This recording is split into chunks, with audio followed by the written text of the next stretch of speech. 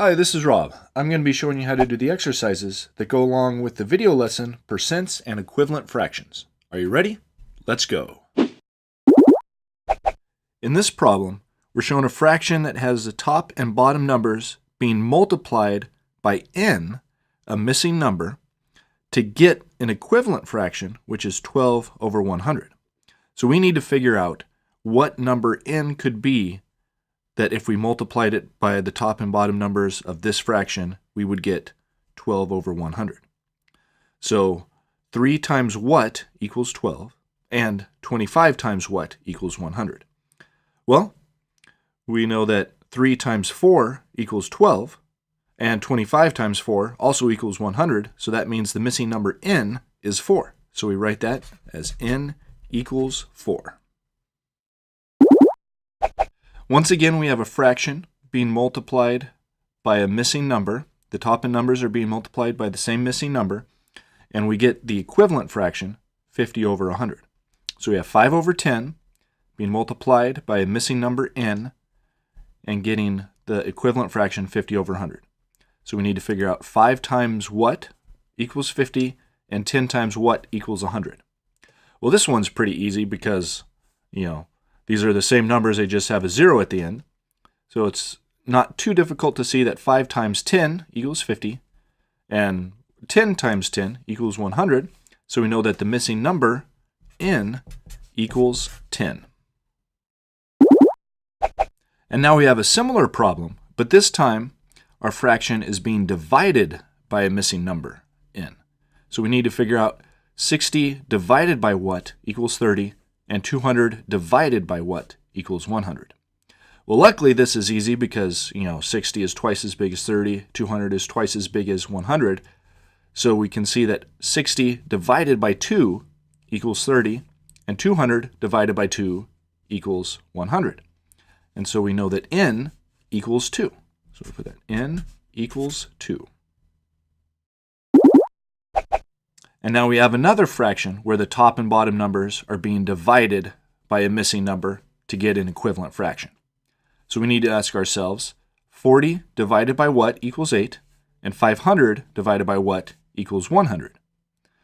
Well, we can see that 40 divided by 5 would equal 8, and luckily that works because 500 divided by 5 equals 100. So we know that the missing number, n, equals 5. For this problem, we have the fraction 6 over 10, and we need to convert it into an equivalent fraction that has 100 as the bottom number. And then we need to write it in the percent form. So that sounds like a lot of steps, but luckily the last step is super easy. So, all right, the first thing we need to do is convert this into an equivalent fraction with 100 as the bottom number. So that means we need to multiply both the top and bottom numbers by the same number that will give us 100 as the bottom number. So let's write in our multiplication signs here, and then let's see, what number could we multiply the bottom number by to get 100? Well, 10 times 10 equals 100. So we have 10 there, and we need to multiply the top number by the same number. Otherwise, it won't be an equivalent fraction. All right? So we do 6 times 10, that equals 60. So that's the top number of our new equivalent fraction. Then we have 10 times 10, that equals 100. That's the bottom number of our equivalent fraction. So 60 over 100 is equivalent to 6 over 10. And now we need to write it in its percent form. And luckily, a percent is just a fraction with 100 as the bottom number. So that means the top number of this fraction is our percent. So we put 60%. So 6 over 10 is equivalent to 60 over 100, and that is 60%. For this problem, we have the fraction 7 over 25, and we need to convert it into an equivalent fraction that has 100 as the bottom number, and then write that in its percent form. All right, so let's start by putting in our multiplication signs, and we need to figure out what number we can multiply the bottom number by to get 100. And 25 times 4 would equal 100, so let's put that in there. And then remember, we need to multiply the top number by the exact same number, otherwise it won't be an equivalent fraction. All right, so 7 times 4 equals 28. 25 times 4 equals 100. So our equivalent fraction is 28 over 100. And now we need to write it in its percent form. And since 100 is the bottom number, that means the top number is the percent.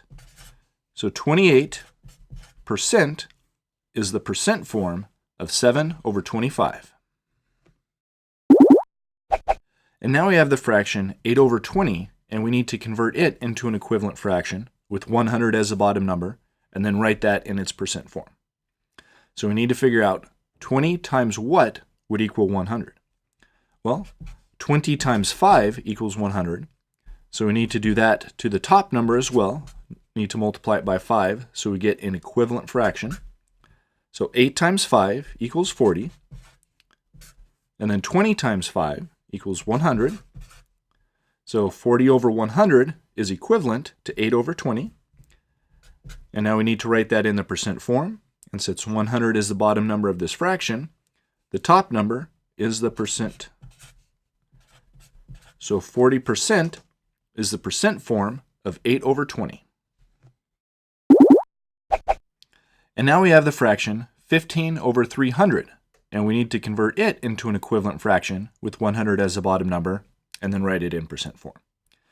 Now 300 is bigger than 100, so we're not going to multiply it by a number, we're going to divide it by a number. So let's see, so 300 divided by what would give us 100? Well, 300 divided by 3 gives us 100. So now we need to do the same thing to the top number, divided by 3. All right, so 15 divided by 3 equals 5, and that's the top number of our new equivalent fraction. And then 300 divided by 3 equals 100. So 5 over 100 is equivalent to 15 over 300. Now we need to write it in percent form, and 100 is the bottom number, so our top number, 5, is the percentage.